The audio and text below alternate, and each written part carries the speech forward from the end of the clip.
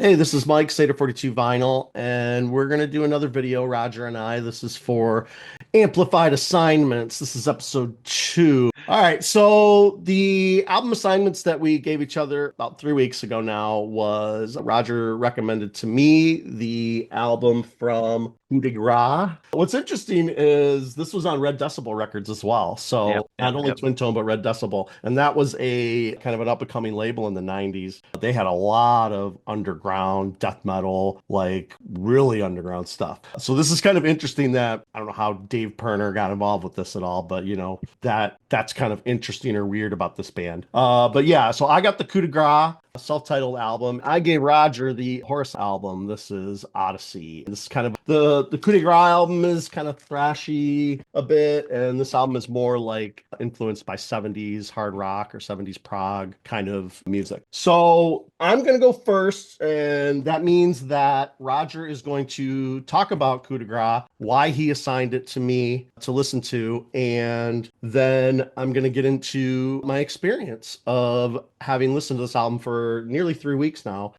And I will say that I listened to this album a lot, Cool. but for an interesting reason. But go ahead. So as to why I assigned it to you, that's a real easy one for me because I've had this album since it came out pretty much or close after, if not right when it came out. And I've tried to get so many people to listen to this, and it's always driven me nuts that no one either cares or no one is interested, no one's heard of it. Even when I have gotten some friends to listen to it that just shrug their shoulders and they're like, it's okay. And I'm like, are you kidding me? This album is so good.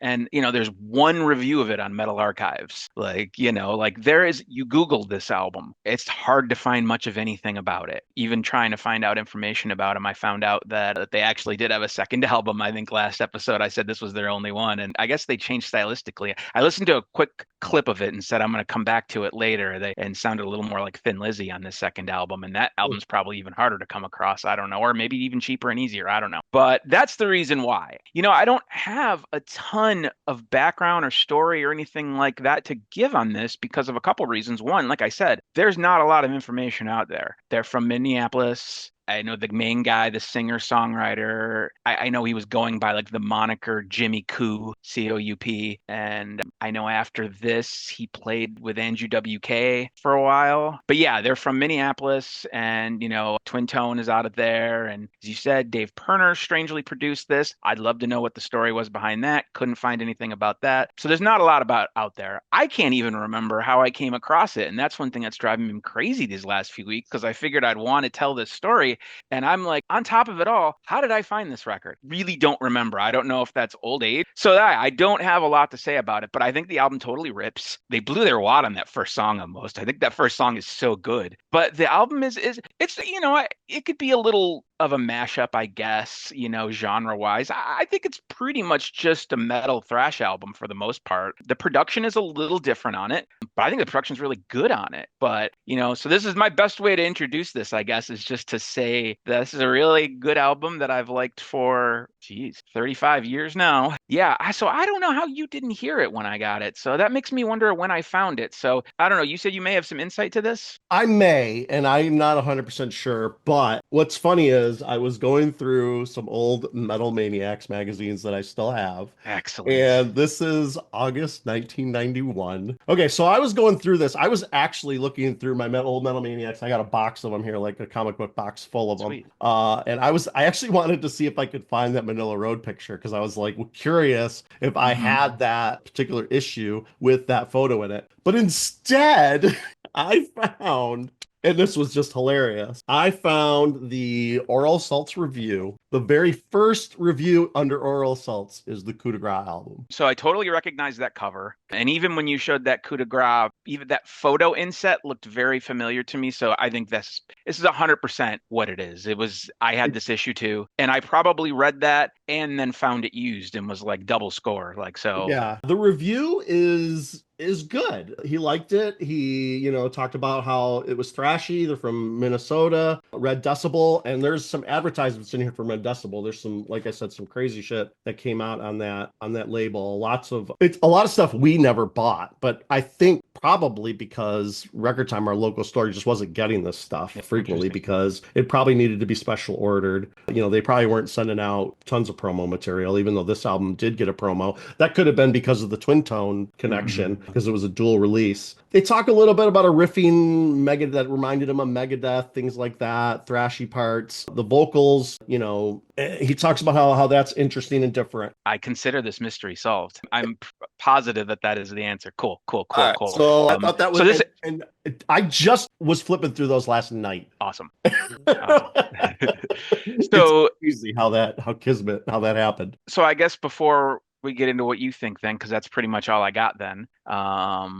This is the point I ask if there's any preconceived notions, but did this ring a bell to you? Okay, so this album, it did ring a very, very tiny bell with me. And it could have been because, maybe you bought it and we listened to it. Or if I was impressed with it, I never borrowed it. I never recorded it from you. I never seeked it out. So yeah, I don't know if I did listen to it back then, if it had an impression on me. Now, I've listened to this album probably about 10 or 15 times since I got it from you. And I have to say that the best song on here is Daylight Dawning. One thing that I found interesting, and one reason why I kept listening to the album over and over and over and over again, is because if I didn't listen to it for a couple days, I would completely forget what it sounded like because I couldn't remember any of the songs. And the main reason I figured this out today, the main reason why this album is, and I don't want to be negative, but why it's kind of forgettable and not very memorable, is because there's no choruses. Like, there's barely any songs on here that actually have a chorus that you can sing along to. Sometimes they repeat the song title once or twice, and then they move on to something else. Daylight Dawning is the only, I would say, traditional song that actually has a memorable chorus, and it's the only song that I remembered every time I went back and listened to it.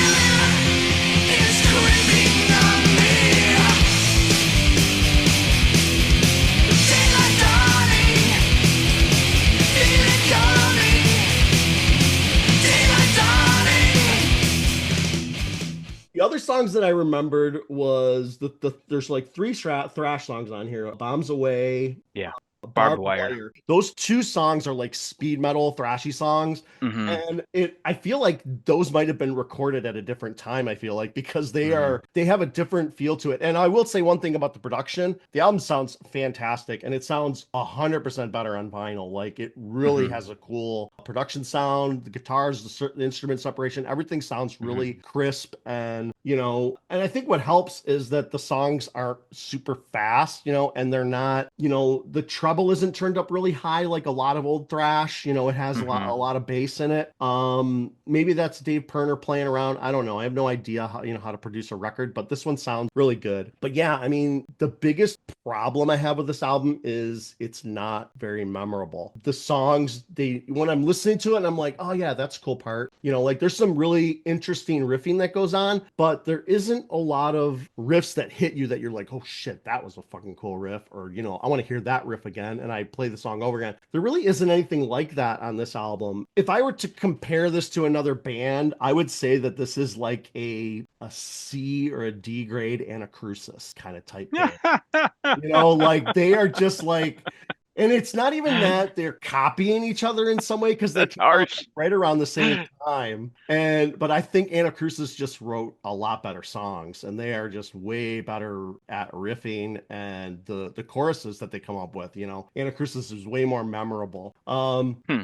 There's a few parts of that album I can think of that can get me that vibe for sure. Yeah, It's an interesting comp I don't think I would have ever made. And I'm a huge, huge Anacrusis fan. So Well, what's curious is that, and I thought about this before. Like I said, I just read that in that review, they mentioned that they sound like Anacrusis, and they also mentioned the band Last Crack, which I don't know if you remember them. Last Crack was a little. I listened to like one or two songs today of Last Crack, just flipping through. They weren't as heavy or thrashy as these guys are, no. but they still had that kind of like, and it's mostly the vocals, I think, where Yeah. that's why I think like when you mentioned this band, you said they were thrashy. I was looking forward or being interested, like how thrashy is this? What type of thrash metal is this? And to me, it might sound silly, but this sounds like kind of like a post thrash album. It's not thrashy enough, and it has. And I really hate to use this to describe it but it's one of the easier ways to describe it. It has that a little bit of an emo feel to it, kind of like that, like what we listen to. I don't want to say like Falling Forward specifically, like that kind of stuff, but like a heavier, thrashier version with that kind of emotive, lyrical, the way he sings and stuff Yeah. like that. Yeah. Yeah. Why can't you see what is done to me?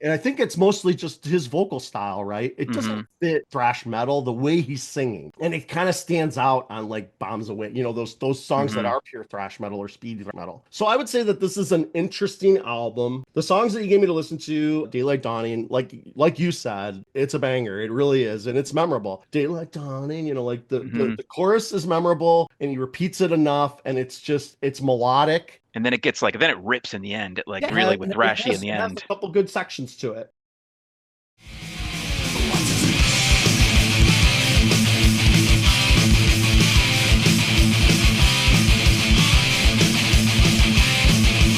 Turn your face towards the sun and feel this warmth. Unbroken peace shine down on you. The past is over and never to return. So don't let it haunt you or hold you back. Daylight is dawning for me.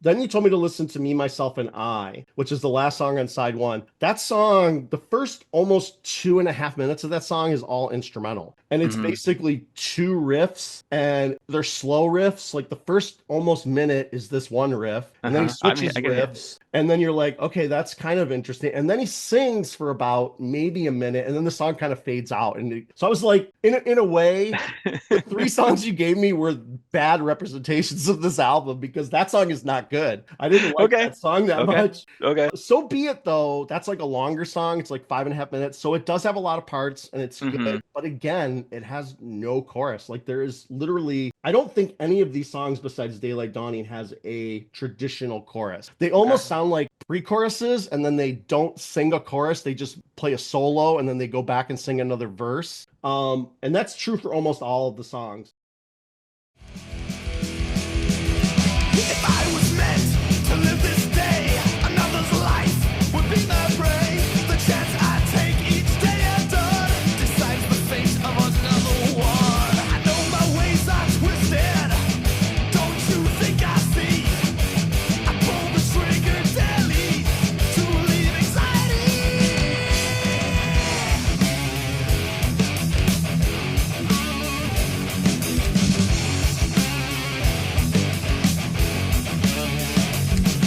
He's had enough of this game. I will leave him up his earthly pain.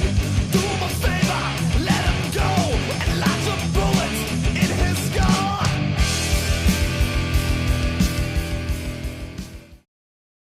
Like the thrash metal songs, I would kind of expect that, but they, in a traditional thrash metal song like Bombs Away and Barbed Wire, you expect them to sing, barbed wire, barbed wire, barbed wire, and that's like the Right, chorus. right. And you're like, okay, cool, that was great. It ripped. Every night they come into my dreams, the demon torture me. Despite my sins and my righteous sins, I set my soul on fire. Barbed wire. Barbed wire.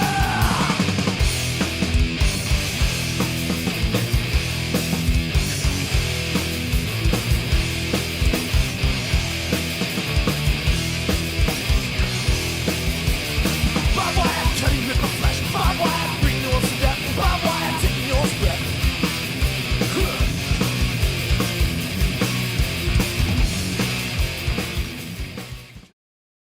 The rest of these songs, they're having these these groovy riffs. There's a song on here that I thought would have been a better Sad But True. Had a really cool riff. Yeah. That's it. That Yeah. has like a memorable riff, but there's Yeah. no chorus.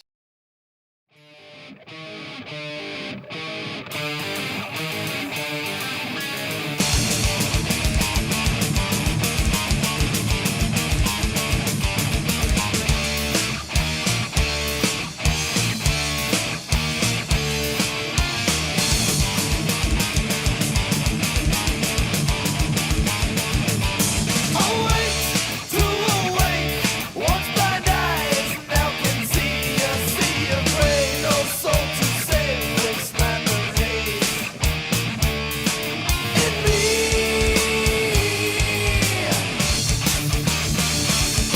It's sad, but true. I had a hard time picking two other songs besides Daylight Dawning. I listened to this twice before I assigned it to you, and that part of the reason was me trying to figure out what the other two songs were, and I struggled with that. So it's Yeah. interesting. So Daylight Dawning was good. Me, Myself, and I, that song is probably not a good song on this album. It's okay. Till the Bitter End is probably a better song, what I would have given me instead. That song that's, I think, another one of the longer songs. I'm having a hard time remembering how that song went, but when I was remembering, when the songs were on in the car, and like I said, Roger, I played this album at least 15 times, I swear to you. And I played it like 3 or 4 times when I got the vinyl. I played a couple songs today and I struggle. I have to really think about the songs when I'm looking at it. Like Barbed Wire, Bombs Away, and Daylight Dawning are the most memorable because those two songs are super thrash metal and they're easy to remember. And Daylight Dawning is the best song on here. Everything else is kind of a blur. Now, it's not a bad album, I would say. Okay. It's not a memorable album. Okay. I accept this feedback, I guess. I don't know. I'm not sure why I like it so much. I guess it just hits me differently because all of your critiques, seem reasonable to me. Sometimes for whatever reason, just have a pet champion that you always like because only you like it and you don't understand why everyone else doesn't like it. And maybe that kind of overinflates how much I like it. I don't know. I don't know why I've always just been really into this album. And Well, maybe I'll tell you, the review is really good. I mean, he recommends the album. He's a lot of good things. He talks about the vocal delivery. He talks about memorable melody lines. I don't understand that part. But he talks about the drumming's good. Yeah, he says, graduating from the same school as Last Crack and Anacrusis, the Coup de Grace is the Midwest best offering to date. Guarantee you'll hear a lot more of them. That's kind of funny because, like you said, they put out another album 5 years later. I didn't even know about it. Yeah, you didn't know about it, and it's a whole, like you said, maybe a genre change for them. Yeah, yeah, half the band members changed, like the rhythm section changed, and yeah, the stylistically. And someone said it sounded more like Thin Lizzy, and I listened to like half a song and was like, that's not wrong. And I was like, I'm gonna have to come back to this and check it out because maybe it's good. Yeah, like I said, it's not a bad album. It does Okay. remind me of that Anacrusis type of thrash metal where, because I wouldn't even consider, like, Anacrusis is, I know they're thrash metal and they're put in there, but like, there's levels, right? There's, it's a spectrum. And I think that Anacrusis and these guys fit in a spectrum of like, because these guys sound nothing like Testament, Overkill, anything, Hmm. any traditional thrash album. This It's just doesn't sound like that. a little more unconventional writing with the timing and Yeah. stuff like that. And no choruses, which I thought was, when I realized it later, I was like, why Huh. are these songs sticking with me? Well, now And next time I listen to that, I am going to think about that as I go through because I guess that's never come to me before. But I'm mildly surprised. I thought maybe you'd get really into it and excited about it too, but I think your feedback is fair, and I'm glad you said you don't hate it. And if you listen to it 15 times, you clearly don't hate it like no, that. I did. I listened to it back and forth from work a lot. And it's a short album, so I was able to listen to it at least Hmm. one and a half time, or at least one time for about 2 days.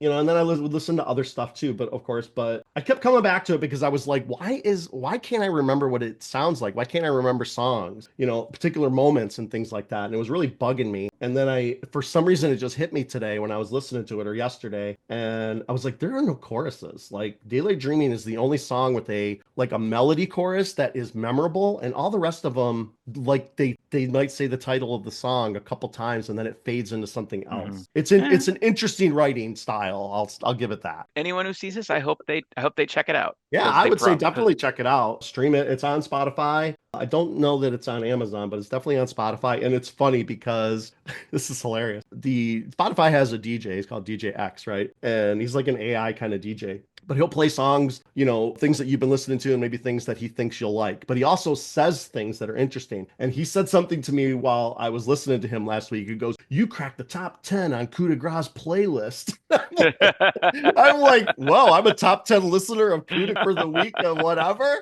I was like, wow. And none of all their songs have less than 1,000 listens. So nobody's Yeah. listening to this, honestly. And it's probably just because it's so, hard to find. And it didn't Yeah. get popular at all. Yeah. It's such a But like you super said, but independent. like you said, and also if anyone's interested, it's super cheap Yeah. vinyl out there. I got a sealed copy for $21 shipped to my Yeah. house. That was including $7 shipping. So it was like, yeah, it was basically free. All right.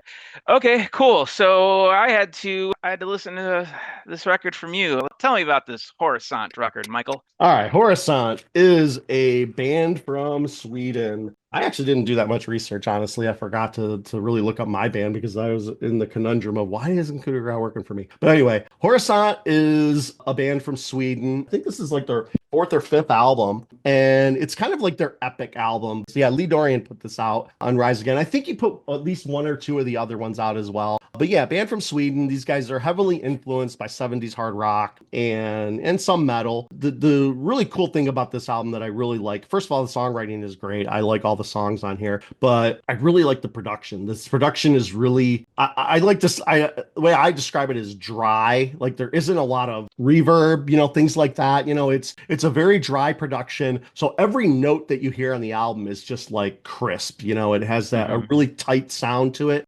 That's one thing that I really like about the album is the production. And at the time that I was getting into this band, I was looking for bands like this, like 70s inspired bands, but modern inspired Hmm. 70s inspired bands.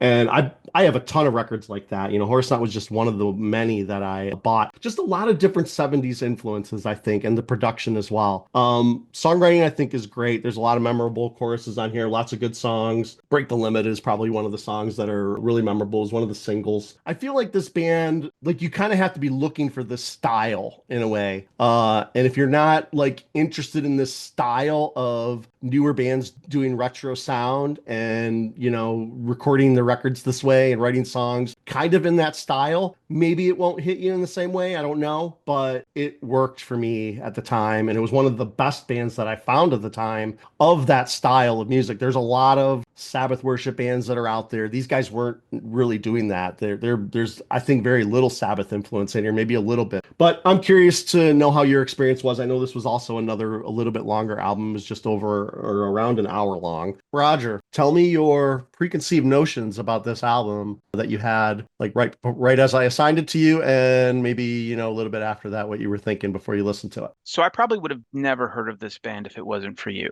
I remember a number of years ago you telling me about them and you were really excited about them. Right. And I listened to a song. I don't remember what, when, couldn't tell you what it was, but I went online, whether it was YouTube or whatever, listened to a song and I was just like, this is not really interesting to me at all. And then I just never thought about it again, really. That was it. And then I remember after that, you and I was one of the times you were up in Detroit. We were record shopping. We were at Village Vinyl in Warren, and they had a copy of it there it was new, but it was open, it wasn't sealed or anything. And you asked the guy, and it was Odyssey, I'm pretty sure. I'm not positive. It was. Okay. I remember And this. and you own the record, but you asked him to put it on. And I feel like you were trying to get me to buy it, is what I feel like you were secretly trying to do. Well, I And think I so, said you should buy this album and play Mhm. it so that he can listen to it. Okay. So we flipped around, and I remember thinking, I don't like this, and I don't know why. I just don't like this. For whatever reason, it was just unappealing to me. I don't know how much of it we listened to there. It seemed like it was a lot, but I don't really recall. Might have been one Um, side or something, yeah. that was the last I had ever really listened to him because I was just like, I don't like that band. That's that band that Mike really likes, and I don't.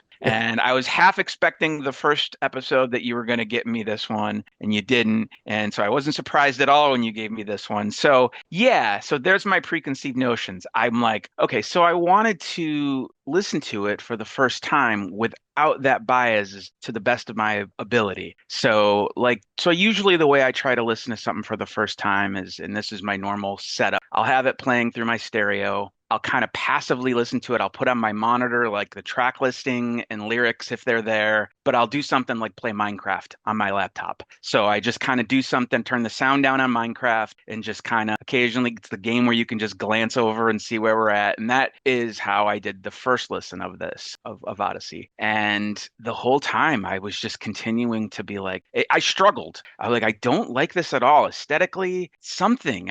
And when it was over, I couldn't even really remember other than like the Break the Limit chorus. I couldn't think of anything afterwards about it. I was like, I didn't even feel like that was a real listen because I don't remember any of that. Right. So maybe a day or two later, I was like, well, let me just try to do that again. Maybe I wasn't in the right mood. Maybe I wasn't receptive. So I did the exact same exercise and had the exact same results. We had a little longer Yeah, we between these. took a little bit We more had of an a extra break this we had time. an extra week. So I was like, all right, I got to just put this on pause. And I go, so now I've decided that I don't like this album. So much like kind of the way you did it with Coup de Grace, while you like, well, I certainly did not listen to this 15 times, but but like that it became a curiosity for you to understand why.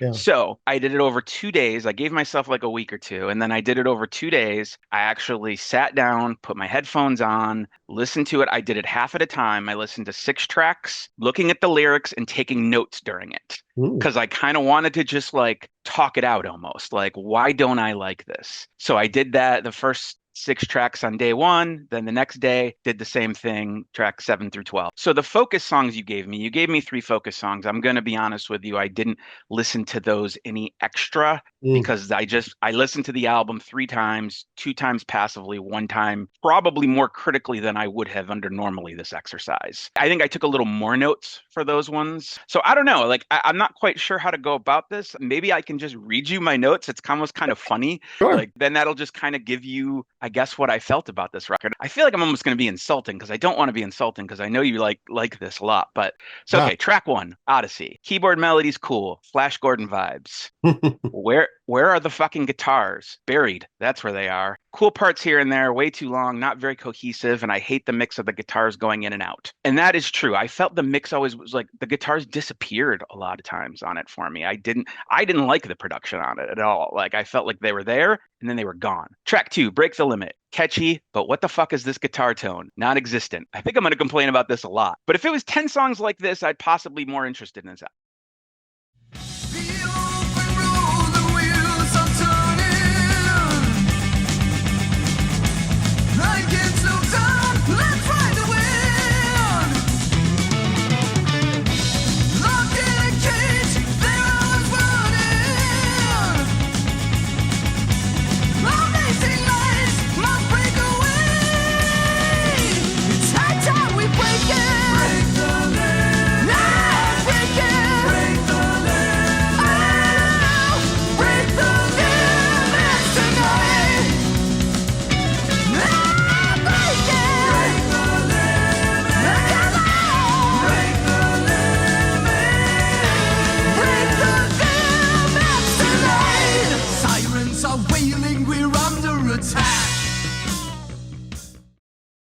Track 3, Blind Leader Blind. First half of the song, I'm like, okay, this is the best song on the record. Then it just gets boring and uninteresting super fast. Ooh. And it's only a 3-minute song. Crazy. Track 4, Bad News. Best song so far. Not great, but again, if it was an album of this, cool. Track 5, Light My Way. I actually like this track a little better than the last one. Similar thoughts overall.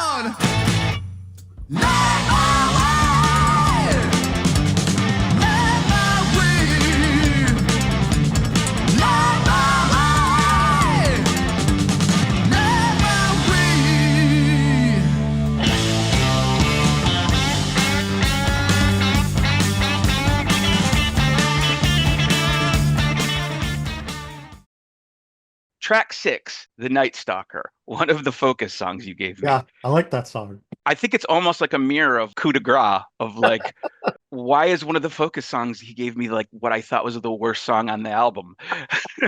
This is amazing.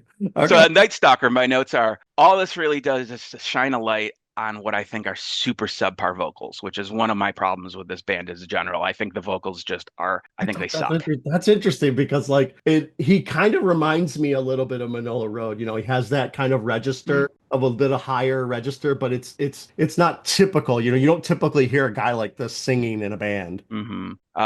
So yeah, that's what I said first about Night Stalker, that I said, this song is so boring. It's like a flyover state. This is the flyover state of the album. It's a great chorus to it. It has a great melody.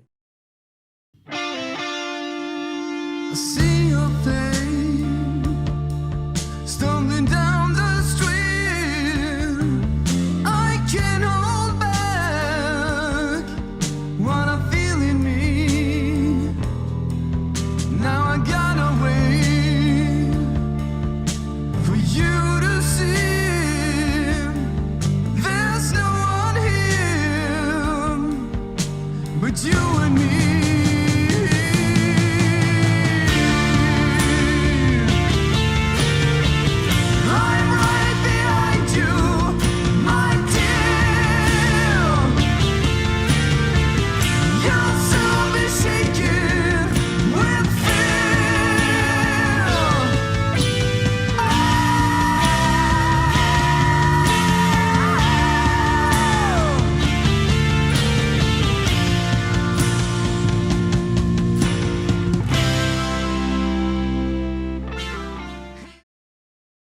Track 7. Okay, so that was day 1. I did that. So that was, and then the next day I was like, all right, let's come back. Let's try this again. Track 7, Flying. Ha ha ha. The music is totally 2112, nearly a ripoff.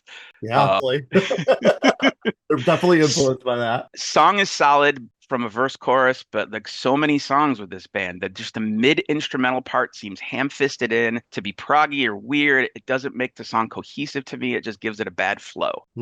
Track 8, Back on the Streets. Song is okay. See, Nothing that song reminds me of like Thin Lizzy. Like I almost gave you that song because I was like listening to that. I was like, that's kind of a cool song. But I thought maybe, you would, as you were listening to the album, that, that one might pop out just to you in general. I think it's funny because now that I'm reading this in order, I'm feeling like there's a journey that's going on with this. Like I'm going back up and down. So like, yeah. So Back on the Streets, I said, song is okay. Nothing offensive. At this point, I'm so over these lousy vocals. Oh man.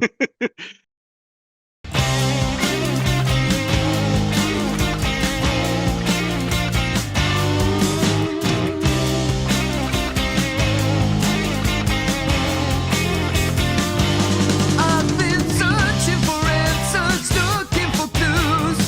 Can't bring myself to a smile.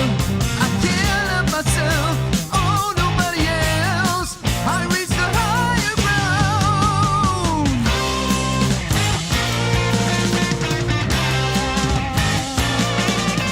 I'll be coming back, I'm miles away. I won't be telling the truth. Don't know if I can take it. I know that you can. So keep my love running wild.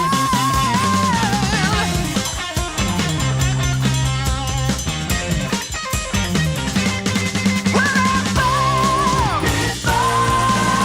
back on the streets again. Don't you know? Back on the street.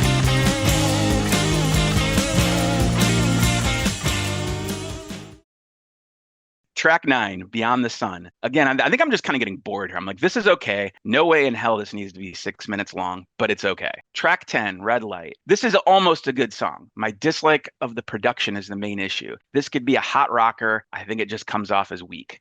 Wow. 11, Stater Brenner. This is brutal. And track 11, Stater Brenner. Okay, maybe this is the best song of the album. Probably is the best song of the album. It has attitude, swagger, something that I think this band completely lacks the rest of the album. Track 12, Tim Marna. Actually, I wrote as I think actually I was wrong. You two of the songs you gave me are what I thought were the worst songs on the album. Because this is worst song on the album. I don't know what else to say. It's boring, endless. Wow.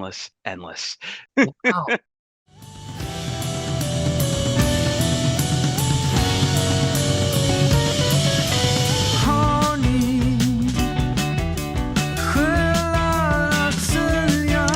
Ska ni sälja er själva? Vi lever för att ni låter oss leva en dag till.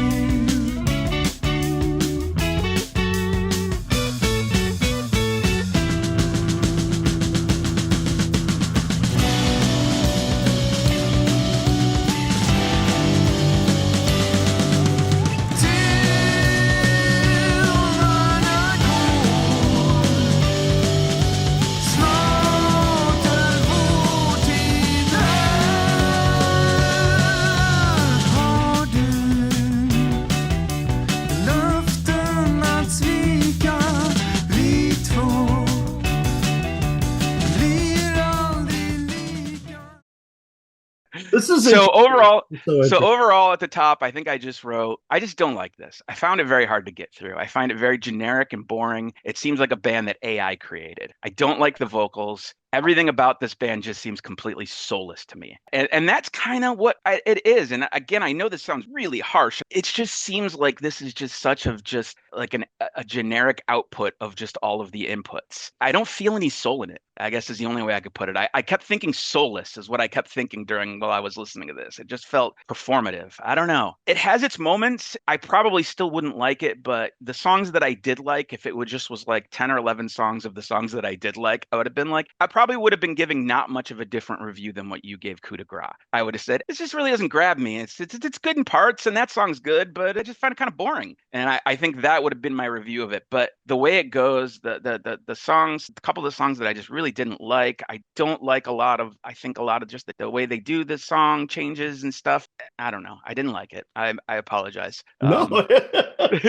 Hey, everybody has opinion. Everything's subjective. People different ways. I find it interesting. I mean, I know that we both like 70s rock. It's interesting because the influences that these guys have are all bands that we love, Thin Lizzy, Wishbone Ash, a lot of those 70s albums, they got their production value. Like the reason why I know some of this stuff, and maybe you know this or not, is that Shabby Road Record Show, they talked about these guys a lot. They actually had a rapport with them, and they sent them their albums and stuff like that. And anyway, I really find this interesting that aesthetically, I thought for sure aesthetically, even if the songs you didn't like, but aesthetically that you might like it because of the 70s vibes. All right, so this is an interesting episode because both of us gave each other albums that we came out of, I would say, disappointed. Maybe not, maybe we didn't hate them. I think you hated Horizont a little bit more. But I was more, like I said, I became really curious about the album, like why it wasn't clicking. And I think I figured it out. But yeah, I think it's interesting, your opinions on Horizont, especially the production, I think. All right, so we can do what we're going to give each other for the next couple weeks to listen to. All right, I'll give you mine first then. So your amplified assignment for next week is going to be Lizzie Borden, A Master of Disguise. I think it was recorded in 89, but it might have come out in 90 or at the end of it. It's either 89 or 90, the release date. This album it's incredibly melodic, very theatrical, as you can see with the cover. To me, it has like a little bit of Meatloaf vibes, but it also just has some great ripping choruses that are going to be earworms. I really don't think that you're going to have a problem with these melodies that he puts in here. And the 3 songs I'm going to have you listen to is Master of Disguise, which is the best song on the album. I love that song. It is such a banger. I have no clue why he did not release that as his first single on this album. The other 2 songs I'm going to give you, I've been kind of really going back and forth. There's a lot of good songs on here, but I'm going to give you Phantoms. Phantoms has kind of a longer intro to it, so you can kind of ignore that. But once the song starts, it's a good banger song. It has a great chorus to it. And then I'm going to give you the song Waiting in the Wings, which is a song later on the album. It's towards the end. I wrote a lot of music for this, and I think there is a little bit too many songs, but I think all of them still have merit. I don't think I would have cut any because I love the album, but I wouldn't have missed some songs if they weren't on here. So this is going to be your amplified assignment. I'm very interested. Awesome. I'm glad. Okay, so mine is, I've been complaining about the longer albums, and I usually prefer shorter ones, but I'm actually giving you one. I texted you before, I think 67, 68 minutes long, something like that. Yeah, you said it was really long, yeah. So a longer album for me. This is one of my favorite albums of all time. Came out in 2002. I bought it when it came out. It is the second album by the band Agalloch. Oh. The Mantle. These guys kind of black metal, atmospheric black metal-ish. We'll talk about this next week. I really hate kind of the over labeling of stuff. Yeah, I get that, always gets me annoying, and I think like that's how I think of them when I hear their. It is generally, people will say like black metal, folk metal is people will usually say. Yeah. I kind of just roll my eyes and go, okay. I love this album. I like most of their stuff, but this is definitely my favorite. I've listened to it so many times, and for me, it's really hard to pick 2 songs because I listen to this as an album. This seems like one continuous piece to me. What I loved about it always is it's just this 1 hour long awesome thing, and it's just an experience, the whole album. And also strange for me that I would like this is like half the songs are instrumentals. I usually don't like stuff like that. And so only half the songs gave vocals.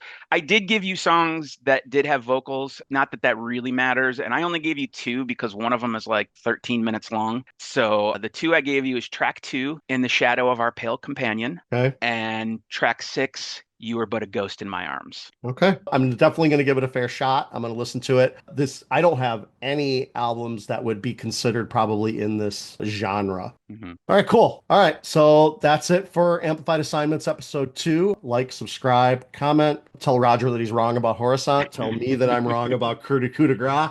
And we'll go from there. Thanks. See ya.